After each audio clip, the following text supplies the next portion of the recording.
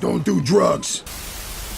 Marvel's first family have had quite a few on-screen appearances, from their original film in 1994 to appearing 30 years later as cameos in the MCU before their new movie next year. In that time, the franchise has been rebooted twice, and both times to mixed reviews. Look, they aren't all very great, but some are definitely better than others. After Deadpool and Wolverine came out, I threw the Fantastic Four up on a poll to see if you guys wanted me to watch it, and 50% of you said you wanted it more than anything. So today we're talking about Fantastic Four from 2005. I have a lot of nostalgia for this movie and its sequel. It's not going to make me biased in any way, these movies are goofy as all hell, but they were a massive part of my childhood. I think my dad really liked Rise of the Silver Surfer, so it was just on all the time. Little kid me thought it was the coolest superhero movie I'd ever laid my eyes on. That's until I saw Avengers in theaters, and quickly changed my mind.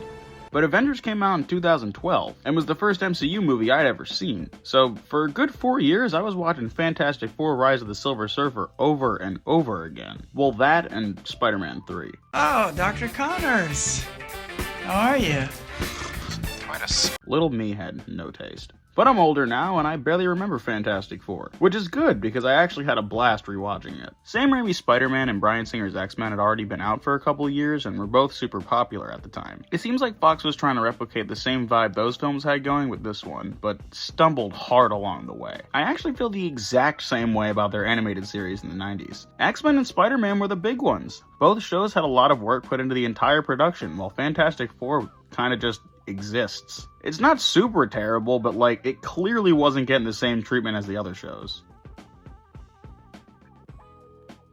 When it comes to these films, I think a lot of the effort went into making the Fantastic Four look cool. Reed's lab looks straight out of a comic book, their suits are the best we've ever seen, and all their powers are displayed really nicely, especially for when the film came out. Most of the effects hold up.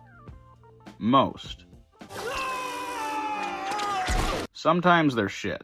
The Thing stands out in this film for being completely practical. It's not the first time this has ever been done, but I like the design in the 2005 set of films way more. The suit here gave Michael Chiklis more ability to act than the original Thing suit did back in the 90s. I actually really like this version of the character. As a matter of fact, I'm a pretty big fan of Reed and Johnny too. All three characters are portrayed extremely accurately, at least in my opinion. Owen Grufford's Reed Richards is one of my favorite parts. I loved seeing Jim Richards in Doctor Strange, but it would have been so sick if this guy popped out instead. He's definitely my favorite movie Reed Richards. The 2005 Johnny and Thing are right up there with him. These characters might occasionally say some really stupid shit, but the actors behind them delivered some fantastic performances. That brings us to Sue. Jessica Alba's not doing a bad job here. The filmmakers are. For some reason, the only thing she's given to do in this film is pout for Reed's attention and strip.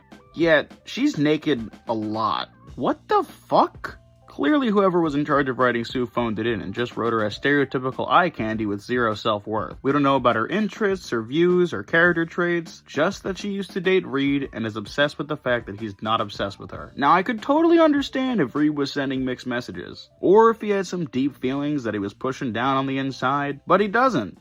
He doesn't care at all. Does it look like this guy really gives a hoot that she's with another dude? I have to meet Victor.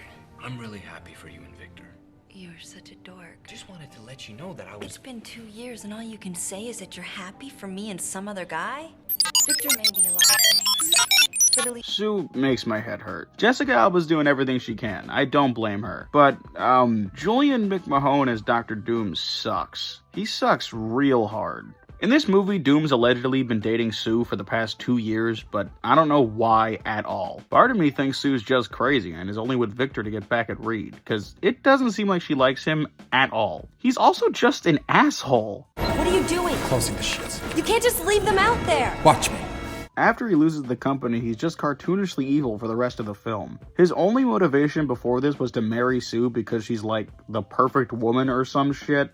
I don't know. He looks kinda cool all suited up, but Julian McMahon's performance here is so terrible that every time he speaks, it throws the whole thing off. Give up? That's not like you, Reed.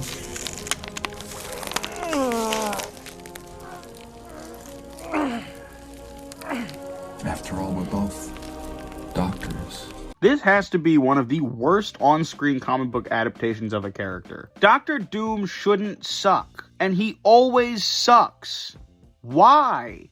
Hopefully this wild card pays off. Although we don't want to admit it, this movie's almost 20 years old, so the humor and soundtrack are occasionally dated as hell, which only added to my enjoyment. Without trying to be, this movie's really funny. Reed's facial expressions are perfect, anytime Doom speaks is hilarious, and there's just so much corny sex stuff involving Johnny. What is it with this movie and having so many scenes where our characters are naked? Why the fuck is Dr. Doom naked? I forgot to mention that in this iteration, Doom gains metal skin and shitty starlight powers as a result of their mission in space. Although I've been brutal to this movie, I've got to give it credit because I love seeing the Fantastic Four save people. Now, the Thing may have caused this whole ordeal, but seeing them all work together to save people is genuinely so fun to watch. We don't see superheroes do that anymore, and we should. Give me more superheroes saving people. I would have never thought that this movie was one of the best ones to showcase that. Overall, Fantastic Four might not be great, but I really enjoy it. I'm glad you guys got me to watch it. Make sure to stay tuned because next time we're talking Megamind. Wait a second. Is pancakes really all it took for Ben Grimm to beat up his friends? Victor really hits him with, "You're ugly, but I'll buy you all these pancakes if you beat up your friends." Done.